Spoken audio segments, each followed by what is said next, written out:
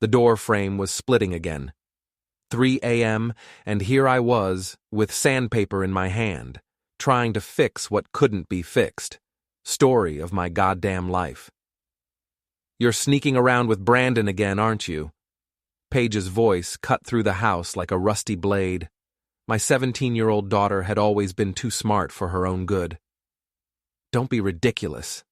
Lisa's voice was ice cold, practiced. "Brandon is a business associate." I stopped sanding. Business associate. Right. The kind that sends shirtless gym selfies at midnight. "Mom, I'm not stupid. Everyone at school knows about you two." Everyone at school needs to mind their own business. I could picture them in the kitchen, Paige with her arms crossed, Lisa checking her phone like she always did when cornered, the nuclear family, now with extra fallout. Before we dive deeper into this story, I have one small request. Please subscribe, drop a like, comment, and hit that hype button to boost this channel so more people can discover these incredible Reddit stories. My name is Victor Kellerman, and until 6 months ago, I thought I had a decent life. Blue-collar guy with a small contracting business, a wife climbing the real estate ladder, and a daughter who only rolled her eyes at me half the time. The American dream, suburban edition. Then Brandon Michaels roared into our cul-de-sac in his cherry-red Dodge Charger, all muscles and teeth and hair gel. Lisa started showing him properties, lots of properties, at all hours. The front door slammed. Paige's footsteps thundered up the stairs. Another family meeting concluded with typical Kellerman diplomacy. I set down the sandpaper and walked to the kitchen. Lisa stood at the counter, scrolling through her phone with the intensity of a day trader watching the market crash. "Everything okay?" I asked. She didn't look up. "Paige is being dramatic. You know how teenagers are." Yeah, I knew how teenagers were. I also knew how cheating wives were, but that was a conversation for another day. Maybe tomorrow, maybe never. "I'm going to bed," Lisa announced, like she was declaring martial law. "I'll be up in a minute." She paused at the kitchen doorway. "Don't stay up all night with that door, Victor. Some things can't be fixed." The subtext hit me like a hammer to the chest. We weren't talking about the door anymore. After she left, I opened the refrigerator and grabbed a beer. The house felt different now, like walking through a museum of my former life. Everything looked the same, but the meaning had shifted. Family photos on the refrigerator showed 3 people who used to live here. Now it was just 3 strangers sharing a mortgage. I walked to Lisa's gym bag, sitting by the back door where she'd dropped it. She'd been going to the gym a lot lately, getting in shape for someone. Not me. I'd stopped rating that kind of effort years ago. The bag was unzipped. I could see her water bottle, a towel, and something else. Something that didn't belong. A phone. Not her regular iPhone with the pink case, but a cheap Android with a black cover. My hands moved before my brain could stop them. The phone was unlocked. Lisa always was careless with security. The text messages opened like a book I didn't want to read. "Can't wait to see you tomorrow. Same place? B." "Yes, Victor's working late again. He never pays attention anyway." L. "Good. Wear that blue dress I like." B. "Already packed it. This is getting easier." L. I scrolled down. More messages, photos I definitely didn't want to see. Hotel receipts, meeting times, a complete record of my marriage's death, documented in real time. The beer bottle slipped from my other hand and shattered on the kitchen floor. The sound echoed through the house like a gunshot. "Victor?" Lisa's voice floated down from upstairs. "What happened?" "Just dropped something," I called back, my voice surprisingly steady. "Cleaning it up now." I took photos of the phone's screen with my own phone, documenting everything. Then I put the burner phone back exactly where I'd found it, cleaned up the broken glass, and went upstairs. Lisa was already asleep, or pretending to be. I lay in bed next to my wife of 19 years and stared at the ceiling. The woman I'd married, the mother of my child, had become a stranger. Worse than a stranger, an enemy who still shared my bed. But 2 could play this game. Lisa thought I never paid attention. Time to prove her wrong.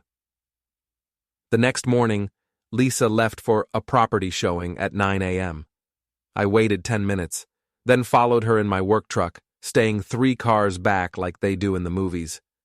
She didn't go to any house. She went straight to Michael's Motors, the car dealership where Brandon worked. I watched from across the street as she parked and walked inside like she owned the place. 20 minutes later, they both disappeared into the back office. The blinds closed. I sat in my truck, hands gripping the steering wheel until my knuckles went white. 19 years of marriage, and this was how it ended. Not with a fight or a conversation, but with my wife screwing some car salesman in his office while I watched from a parking lot. The rage built slowly, like pressure in a boiler. By the time it reached full strength, I was already walking across the street. Brandon's Charger sat in the employee section, gleaming red paint job catching the morning sun. Beautiful car. Shame about what was going to happen to it. I pulled out my keys and carved "Cheater" across the driver's side door in letters 6 inches tall. Then I added "Liar" to the hood for good measure. The metal screamed under the key's edge, a sound that felt better than anything had in months. I was walking back to my truck when I noticed Mrs. Crane in her car at the far end of the parking lot, phone pointed in my direction. Our nosy neighbor had always been a busybody, but this was next-level surveillance. She rolled down her window as I passed. "Morning, Victor. Interesting technique you've got there." "Don't know what you mean, Mrs. Crane." She held up her phone, showing me the video she'd just recorded. "Oh, I think you do. Question is, what's Lisa going to think about your new hobby?" I stopped walking. "What do you want?" "Nothing from you, dear, but Lisa and I have been having such interesting chats lately. About property values, about marriage, about how some people just don't appreciate what they have." The pieces clicked together. Mrs. Crane wasn't just documenting my breakdown, she was orchestrating it. "Have a wonderful day, Victor," she said, rolling up her window. I drove home with my hands shaking. This wasn't just about Lisa and Brandon anymore. There were other players in this game, people I hadn't even considered. Lisa came home at noon, earlier than expected. She walked into the kitchen where I was eating lunch and stared at me with the intensity of a prosecutor addressing a jury. "Anything you want to confess, Victor?" I looked up from my sandwich. "About what?" She pulled out her regular phone and showed me Mrs. Crane's video. There I was in high definition, keying Brandon's car like a maniac. "Looks like someone had a bad morning," she said. I watched myself on the screen, destroying private property in broad daylight. I looked crazy, desperate. Exactly like the kind of man who'd lost control of his life. "Well?" Lisa waited. I took another bite of my sandwich, chewed slowly, and swallowed. Nice video quality. Mrs. Crane always did have good equipment. Lisa's confident expression flickered. She'd expected denial, anger, maybe begging. She hadn't expected calm acceptance. "You're not going to explain yourself?" "What's to explain? You saw the video." She sat down across from me, and for a moment she looked like the woman I'd married, concerned, maybe even scared. "Victor, what's happening to us?" I met her eyes. "I don't know, Lisa. You tell me." The moment stretched between us like a wire under tension. Then her phone buzzed with a text message. She glanced at it automatically, and I saw her face change. Back to ice. Back to the stranger. "I have to go," she said, standing up. "We'll talk about this later." "Sure we will."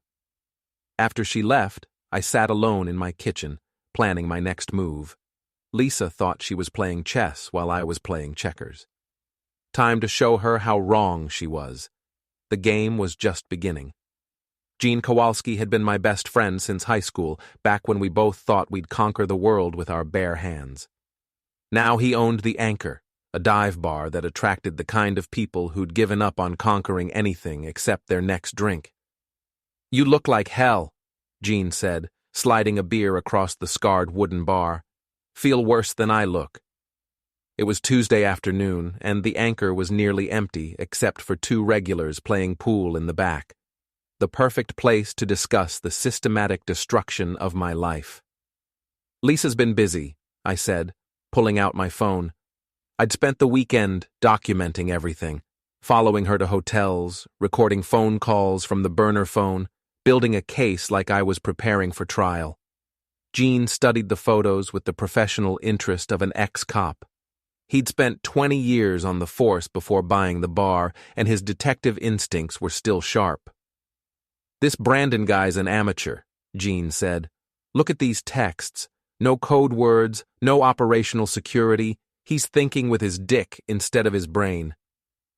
Yeah, well, apparently that's Lisa's type now. What's your play here, Vic? You want to confront them, or you want to win? I took a long drink. What's the difference? Confrontation is emotional. Winning is strategic. Gene leaned forward. If you want to beat them, you gotta fight dirty. Just don't let them see you sweat. I'm open to suggestions.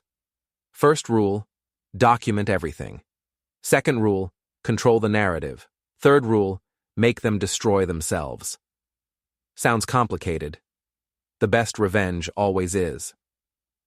My phone buzzed with a text from Paige. Family game night at school tonight. Don't embarrass me. Every month, the high school hosted a community game night in the gym. Families played board games, ate bad pizza, and pretended to enjoy each other's company. It was the kind of wholesome activity that Lisa loved for its social media potential. Want to see how far this thing has gone? I asked Gene, showing him the text. You think they'll both be there? Lisa wouldn't miss a chance to play happy family in public. And if Brandon shows up, then you'll know exactly where you stand. The high school gym was decorated with streamers and balloons, transforming the space where I'd once played basketball into a suburban social battlefield. Families clustered around tables playing Monopoly and Scrabble while their kids ran wild. I spotted Lisa immediately. She was setting up a table near the center of the room, wearing her favorite blue dress, the same one Brandon had mentioned in his texts. She looked beautiful, confident, completely in control.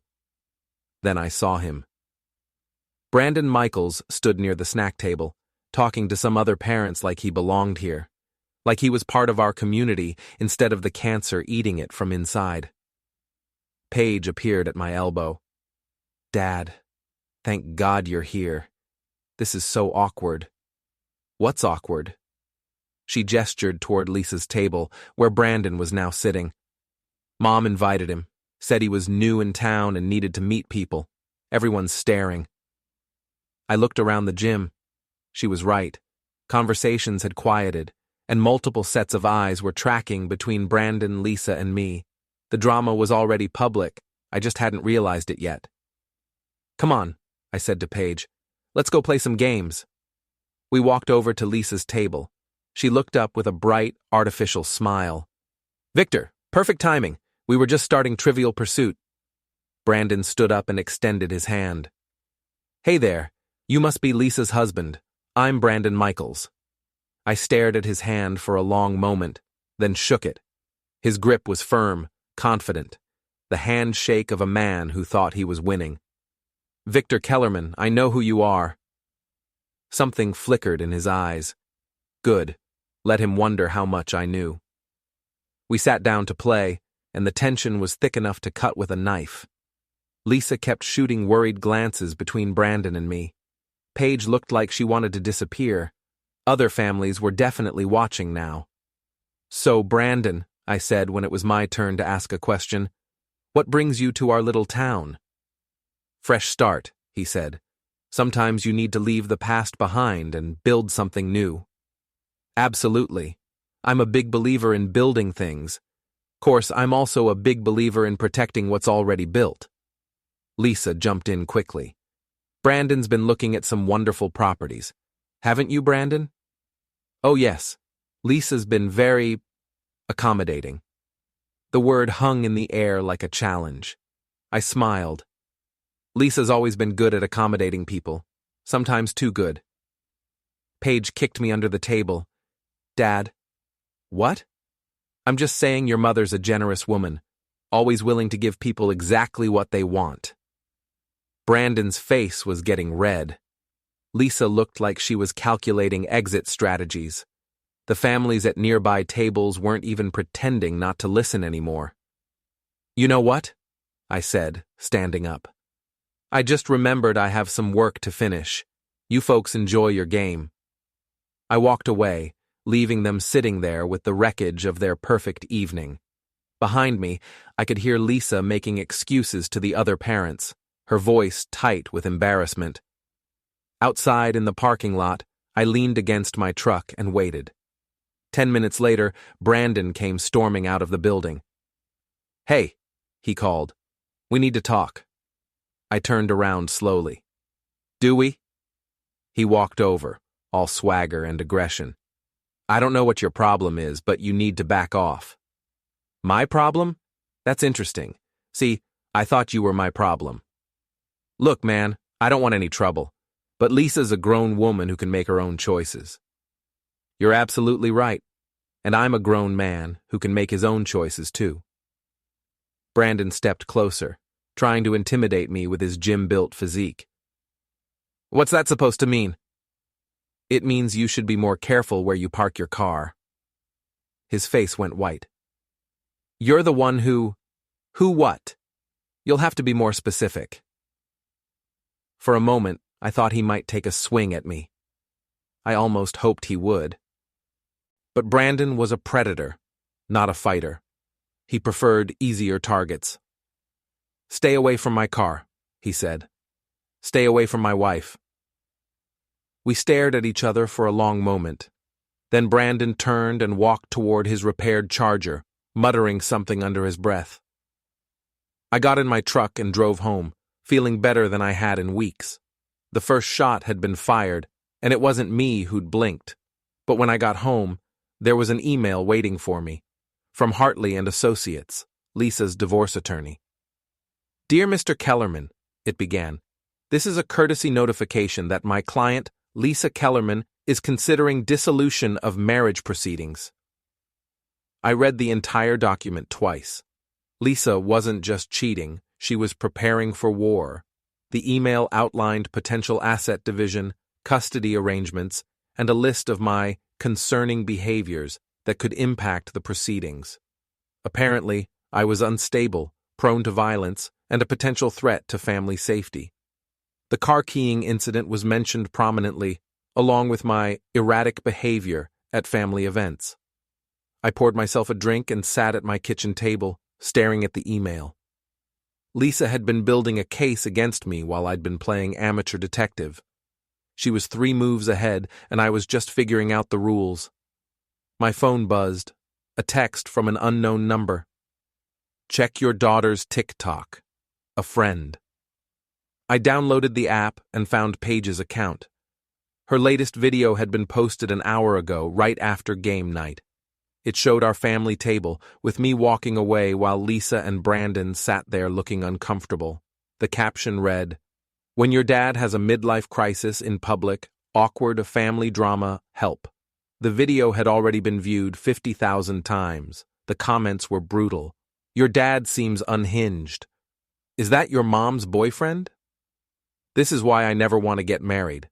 My 17-year-old daughter had just broadcast our family's destruction to the internet, and I was the villain of the story. I walked upstairs and knocked on Paige's door.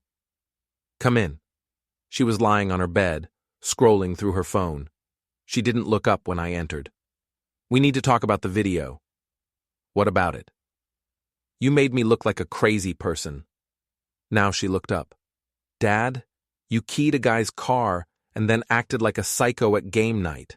I didn't make you look crazy. You did that yourself. The words hit harder than any punch I'd ever taken in my amateur boxing days.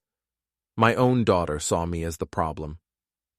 Paige, there are things happening in this family that you don't understand.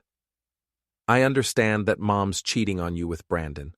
I understand that you're handling it like a child. And I understand that I'm the one who gets to deal with the fallout at school. She was right. In trying to fight Lisa's war, I'd forgotten about the collateral damage. "I'm sorry," I said. "Are you? Because it seems like you're just getting started." I sat down on the edge of her bed. "What do you want me to do?" "I want you to be the adult. I want you to figure this out without destroying everything. And I want you to remember that I still have to live in this town after you and Mom finish killing each other." That night, I lay in bed next to Lisa and listened to her breathe. She was sleeping peacefully, like someone without a care in the world. Like someone who hadn't just hired a lawyer to destroy her husband's life. I thought about Paige's words, about Jean's advice, about the email from the divorce attorney. Lisa wanted to play this game? Fine. But she was about to learn that I'd been underestimated my whole life, and I was tired of proving people wrong the nice way. Time to fight dirty. The thing about being underestimated is that people tell you their plans. They assume you're too stupid to understand, too weak to fight back, too beaten down to matter. Lisa had been making that mistake for months. I started with the money. Wednesday morning, while Lisa was at her yoga class, or whatever she was actually doing, I visited our bank. 20 years of marriage meant joint accounts, shared assets, and equal access to everything we'd built together. "I'd like to move some funds around," I told Janet, our personal banker. "Of course, Mr. Kellerman. What did you have in mind?" "I want to open a new account, individual, not joint, and I'd like to transfer half of our savings." Janet looked uncomfortable. "Are you sure? This might be something to discuss with Mrs. Kellerman first." "It's my money too, isn't it?"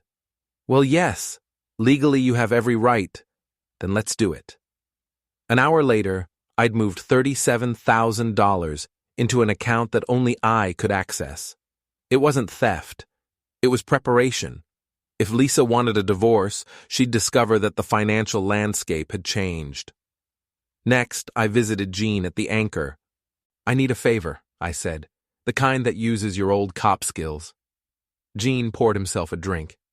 "What kind of favor?" "Lisa's been using a burner phone. I want to know who she's been talking to besides Brandon." "That's illegal, Vic." "So is adultery." Jean studied me for a long moment. "You're not the same guy who walked in here yesterday. Yesterday's guy was getting played. Today's guy is playing back." "All right, but we do this smart. No breaking and entering, no wiretaps, nothing that lands us in jail." "What can we do legally?" "Social media investigation, public records searches, background checks on everyone in Lisa's circle." Jean pulled out a laptop. Amazing what people put online these days. We spent the afternoon digging into Lisa's digital life, her Facebook friends, Instagram followers, LinkedIn connections.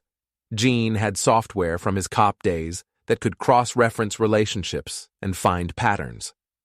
"Look at this," Jean said, pointing to the screen. "Lisa's been tagged in photos at restaurants and events with people I don't recognize, women mostly. But look at the timing." He showed me a series of photos spanning the last 6 months. Lisa at lunch with a woman named Darla Chen. Lisa at a wine bar with the same woman. Lisa at a real estate conference with Darla and 2 other women. "Who's Darla Chen?" Jean clicked through to her profile. "Works at Hartley & Associates, same law firm that sent you the divorce papers." My blood ran cold. Lisa's been planning this for months. Gets better. Look at Darla's employment history. The screen showed Darla's LinkedIn profile. She'd worked at 3 different law firms in the past 5 years, always in paralegal or administrative roles. But there was a gap in her employment history, a 2-year period where she'd worked at Morrison Construction, my company's biggest competitor. "She knows our business," I said. "She knows our clients, our contracts, our weak points. And now she's helping your wife's divorce attorney build a case against you." The pieces were falling into place. This wasn't just about Lisa and Brandon. This was a coordinated attack designed to destroy my marriage, my business, and my reputation. "What's our next move?" Jean asked. We turned the tables. That evening, I sat at my computer and created a new social media account under a fake name. Then I started posting. The first post was about Brandon Michaels, complete with photos I'd taken of his repaired car. Local car salesman Brandon Michaels caught an affair with married client. Is this how Michaels Motors treats all their customers? The second post targeted his fitness influencer persona. I'd done my research and found photos of Brandon from 2 years ago, before he'd started his steroid cycle. The difference was dramatic. Before and after shots show dramatic muscle gain in short time. Natural or enhanced? You decide. The third post was more subtle. A review of Lisa's real estate services that mentioned her unprofessional relationships with clients and questionable business practices. I posted everything anonymously, using public Wi-Fi and a VPN to hide my tracks. Then I shared the posts to local Facebook groups, neighborhood forums, and review sites. By Thursday morning, the posts had been shared dozens of times. Brandon's gym buddies were commenting with laughing emojis. Lisa's professional network was buzzing with speculation. My phone rang at 10 a.m. "Victor?" Lisa's voice was tight with panic. "Have you seen what's happening online?" "What do you mean?" "Someone's posting lies about me, about Brandon. Horrible, malicious lies." "That's terrible. Who would do such a thing?" "I don't know, but I'm going to find out. This could ruin my career. I'm sure it's just internet trolls. You know how people are." But Lisa wasn't listening. She was already planning her counterattack, and I could hear the wheels turning in her head. "I have to go," she said. "We'll talk tonight." She hung up, and I smiled. Let her scramble. Let her panic. For the first time in months, I was the one controlling the narrative. My phone buzzed with a text from Jean. "Brandon just got fired from the dealership. Boss saw the posts and didn't want the drama." Perfect. One down. Thursday afternoon, I drove to my rental property on the south side of town. It was a small house I'd bought as an investment 5 years ago, currently vacant between tenants. The perfect place for a private conversation. I sent a text from Lisa's burner phone to Brandon. "Emergency. Meet me at 1247 Oak Street. Come alone. Something's happened." Then I waited. Brandon's Charger pulled up 20 minutes later. He got out of the car looking worried and confused, probably wondering why Lisa would want to meet at some random house. I opened the front door before he could knock. "Looking for someone?" I asked. His face went white. "What? How did you—" "Get in here. We need to talk." Brandon hesitated, probably calculating whether he could outrun me back to his car. But curiosity won, and he stepped inside. The house was empty except for some old furniture and boxes of my business equipment. I'd chosen it specifically for its isolation. No neighbors close enough to hear raised voices. "Sit down," I said, gesturing to an old couch. Brandon remained standing. "Where's Lisa?" "Lisa's not coming. This is between you and me." "Look, man, I don't want any trouble." "Too late for that." I walked over to a stack of boxes and pulled out a crowbar. "You cost me my job today." "I didn't—" "Someone's been posting things online. Nasty things. About your steroid use, your affair with my wife, your general lack of character." I hefted the crowbar, testing its weight. "You wouldn't know anything about that, would you?" Brandon's eyes were fixed on the crowbar. "No, I swear I don't know what you're talking about." Funny thing about social media. Once something goes viral, it takes on a life of its own. Your gym banned you, didn't they? His silence was answer enough. "Here's what's going to happen," I said. "You're going to take out your phone and record a video. You're going to confess to sleeping with my wife, apologize to me and my daughter, and promise to leave town." "I'm not doing that." I walked over to his gym bag, which he'd dropped by the door. Inside were protein shakes, workout gloves, and a pair of expensive wireless headphones. I smashed the headphones with the crowbar. "Those cost $300, Brandon shouted, "and my marriage was worth a lot more." I pulled out his protein supplements and dumped them on the floor. "But apparently everything has a price." I continued destroying his gym equipment while Brandon watched in horror. Each item represented hours of work, money he couldn't afford to replace now that he was unemployed. Stop, please, just stop. Make the video. Brandon pulled out his phone with shaking hands. What do you want me to say? The truth. For once in your pathetic life, tell the truth. He started recording. My name is Brandon Michaels and I made a mistake. I had an affair with a married woman and I hurt her family. I'm sorry to her husband and daughter. I'm leaving town and I won't contact them again. Post it to your Instagram. But my followers will finally see the real you. He posted the video, then looked up at me with defeated eyes. Are we done? Almost. I pulled out my own phone and showed him the recording I'd been making. Insurance policy. You come back, you contact Lisa, you even drive through this neighborhood again, and this video goes to every person in your contact list. Brandon grabbed his destroyed gym gear and headed for the door. You're crazy, you know that? Maybe. But I'm crazy with nothing left to lose. That makes me dangerous. After he left, I sat in the empty house and felt something I hadn't experienced in months. Satisfaction. For the first time since this whole mess started, I was the one making moves instead of reacting to them. My phone buzzed with a notification. Brandon's confession video already had 50 views and climbing. The comments were brutal. Wow, what a loser. This is why I don't trust gym bros. Hope his wife sees this. By evening, the video had gone viral in our small town. Everyone knew the story now, and Brandon was the villain. Lisa was the victim of a predatory car salesman who'd taken advantage of her professional relationship. The narrative was shifting in my favor. Lisa came home that night looking shell-shocked. Brandon's gone, she said. He posted some crazy video and then disappeared. Really? What kind of video? She showed me her phone. He's claiming you threatened him, that you destroyed his property and forced him to make this confession. I watched the video with apparent interest. Sounds like he's having some kind of breakdown. All that steroid use probably affected his brain. Victor, did you do this? I met her eyes. Do what? Make him cheat with you? Make him lie to his employer? Make him build his entire personality around illegal drugs? Did you threaten him? Lisa, I've been working all day. Jean can vouch for me. I was at the Anchor until 6 p.m. It wasn't technically a lie. I had been at the Anchor after leaving the rental property, and Jean would back up my alibi without question. Lisa stared at me for a long moment, probably trying to figure out how her bumbling husband had suddenly become so strategic. This isn't over, she said. No, I agreed. It's not.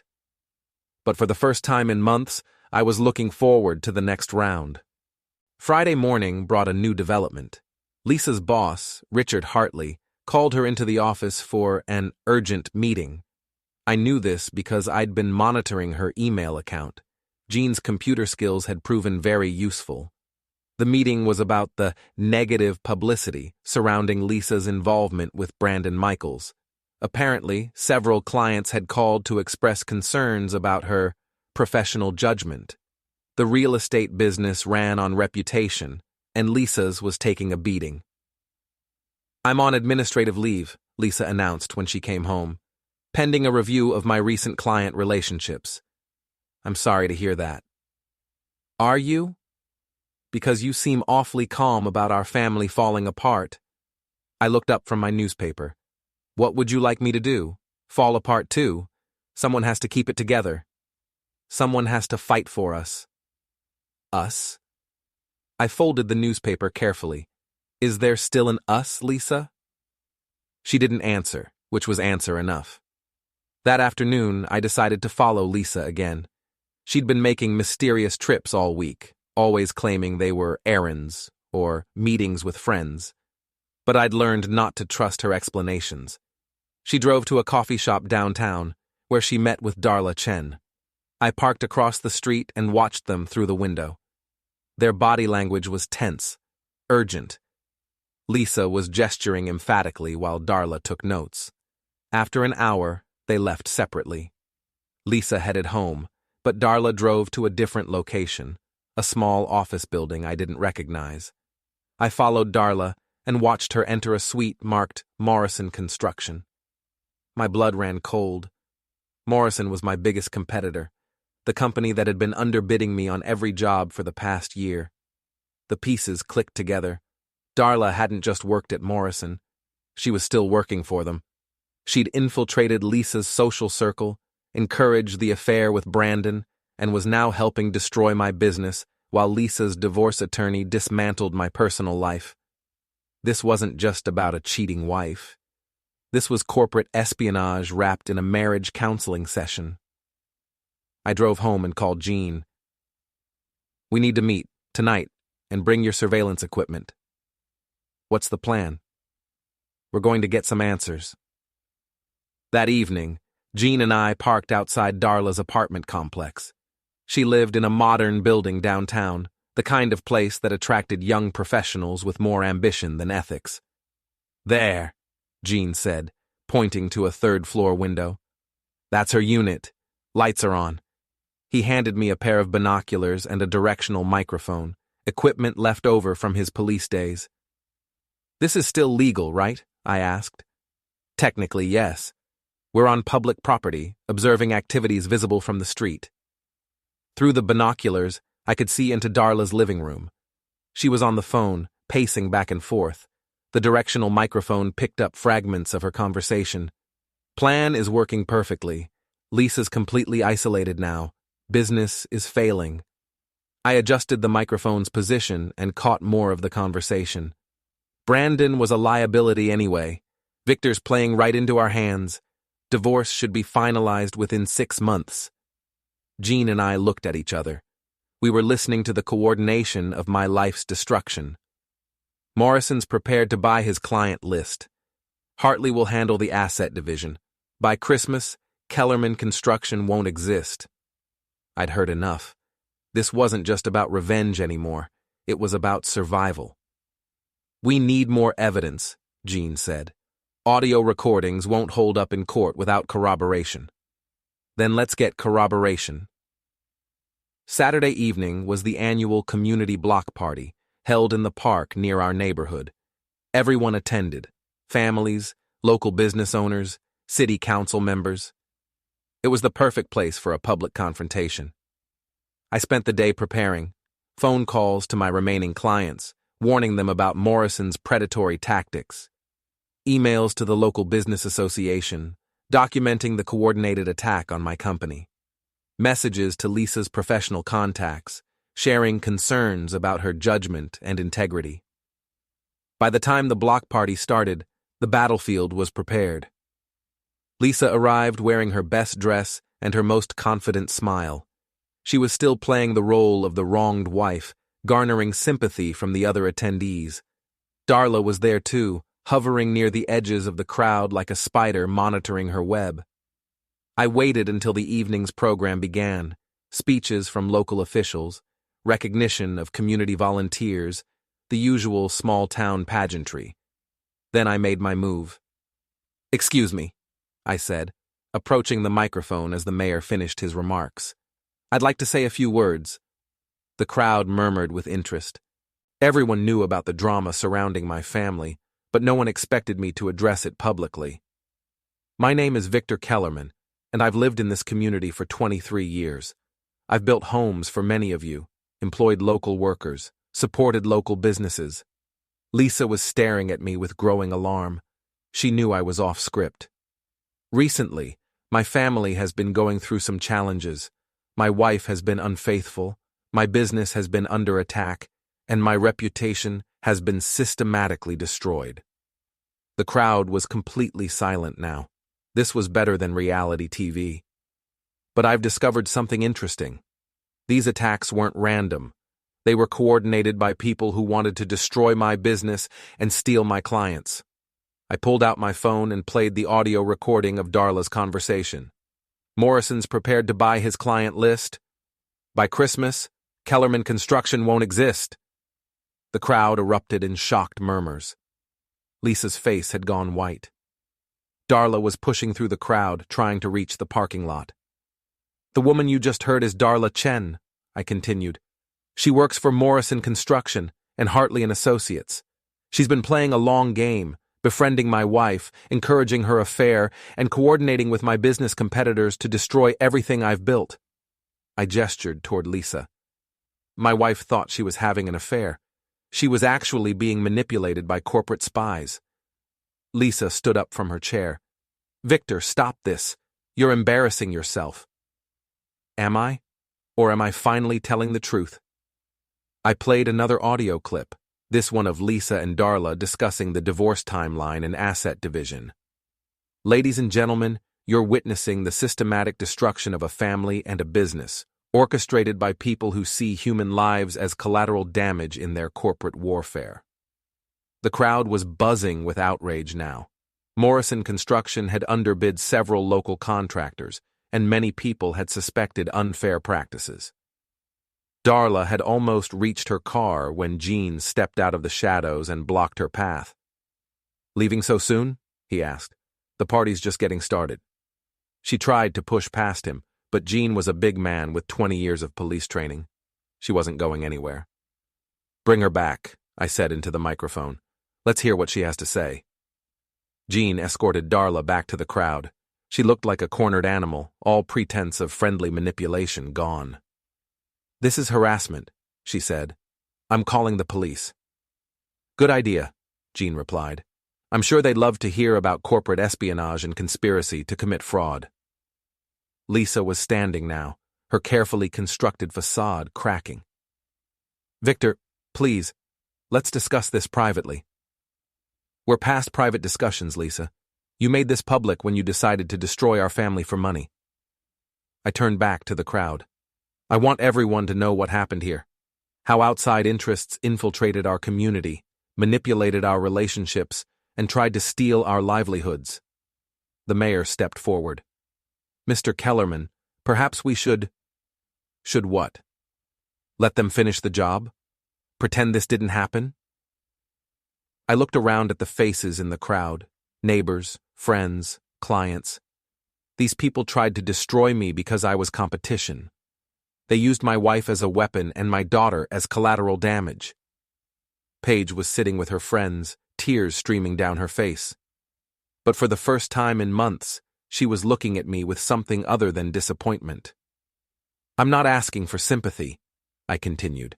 "I'm asking for justice, and I'm warning all of you. If they'll do this to me, they'll do it to anyone who stands in their way." The crowd erupted in angry voices. Several people were shouting questions at Darla, who had gone completely silent.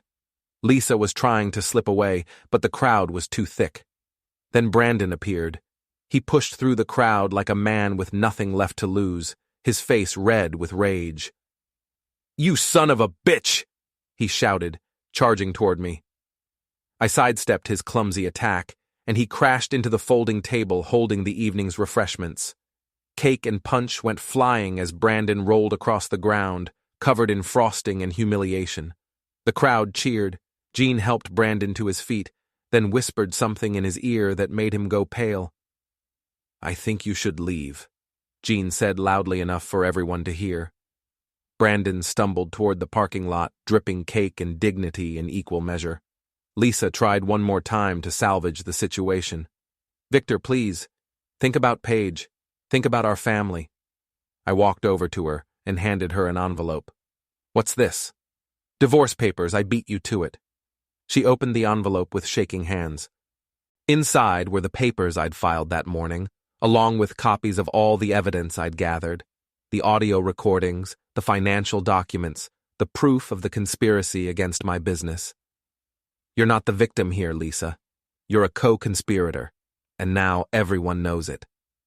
The crowd was watching this exchange with the fascination of people witnessing a car crash. Lisa's reputation was being destroyed in real time, and there was nothing she could do to stop it. "This isn't over," she said quietly. "Yes, it is." I walked away from my wife, my destroyed marriage, and my former life. Behind me, the crowd was still buzzing with excitement and outrage. The story would be told and retold, growing with each telling. But I didn't look back. I was done being the victim in someone else's story. It was time to write my own ending.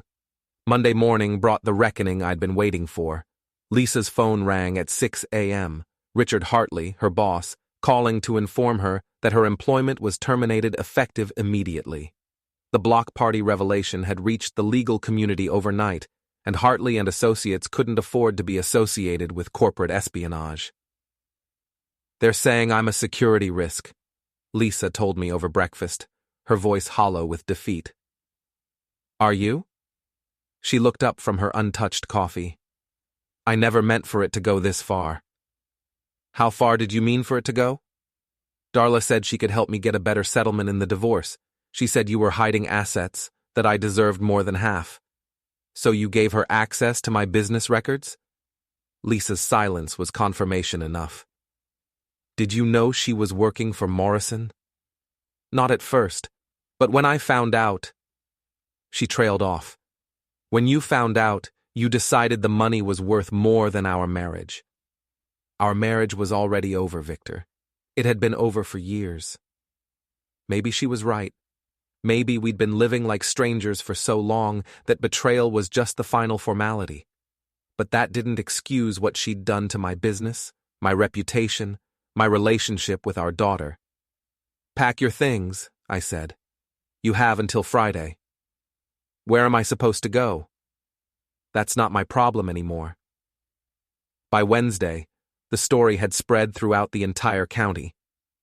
The local newspaper ran an article about corporate espionage in the construction industry. The state attorney general's office opened an investigation into Morrison Construction's business practices. 3 other contractors came forward with similar stories of suspicious underbidding and stolen client lists. I was no longer just a cuckolded husband. I was the whistleblower who'd exposed a criminal conspiracy. My phone rang constantly with calls from reporters, lawyers, and other business owners who wanted to share their own stories of corporate sabotage. Gene hired a publicist to help manage the media attention. "You're becoming famous," he said over drinks at the Anchor. "I never wanted to be famous. I just wanted my life back. Sometimes you can't have one without the other." Thursday evening, I came home to find Lisa packing boxes in our bedroom. She'd been crying, her makeup was smeared, and her hands were shaking.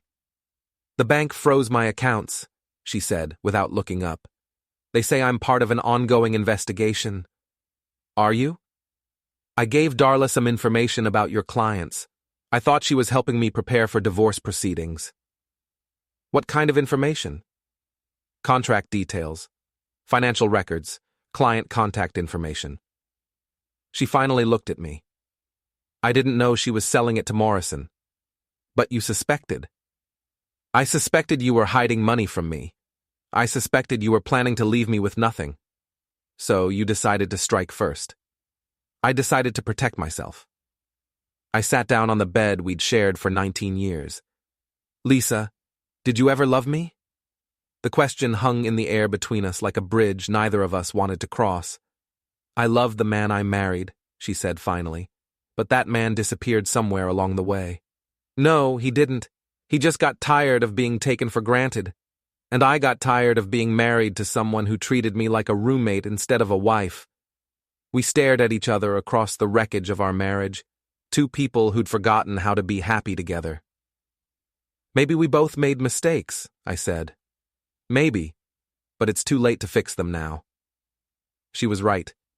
Some things couldn't be repaired, no matter how much sanding and paint you applied. Friday morning, Lisa loaded her car with boxes and suitcases. Paige helped her, both of them crying.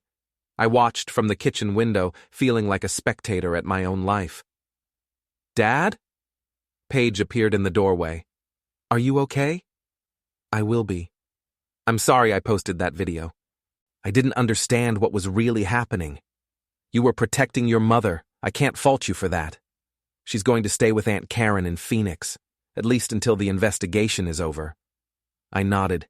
Phoenix was probably the best place for Lisa right now, far from the reporters, the lawyers, and the wreckage of her reputation. "What about us?" Paige asked. "We'll figure it out. We always do." She hugged me then, the first real affection she'd shown me in months. "I love you, Dad." "I love you too, kiddo." After Lisa left, I walked through the empty house.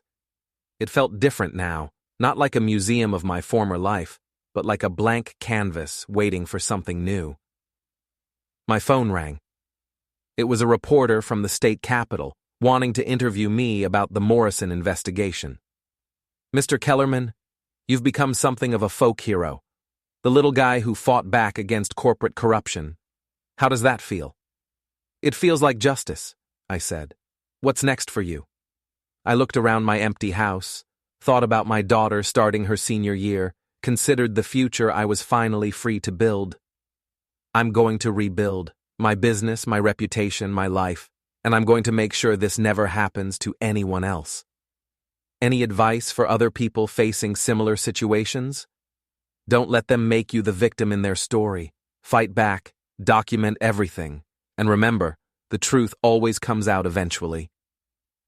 After I hung up, I poured myself a drink and sat on my front porch. The neighborhood was quiet, peaceful. Mrs. Crane waved from her yard, probably hoping for some gossip about Lisa's departure.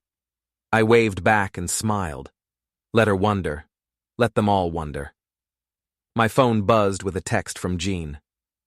"Morrison Construction just filed for bankruptcy. Thought you'd want to know." I typed back, "Justice served." Another text arrived, this one from an unknown number. "This is Brandon. I wanted to apologize for everything. You were right about Darla. She played all of us." I deleted the message without responding. Some apologies weren't worth accepting. As the sun set over my quiet suburban street, I reflected on the past few months. I'd lost a marriage but gained self-respect. I'd lost a business partner but exposed a criminal conspiracy. I'd lost the life I'd built but found the strength to build a better one. The game was over, and I'd won. Not because I'd destroyed my enemies, though I had, but because I'd refused to let them destroy me. They'd called me a villain, and maybe they were right. But sometimes the villain is just the hero of a different story. I raised my glass to the empty street, to the future I was finally free to write. "Here's to new beginnings," I said to no one in particular. And for the first time in years, I meant it.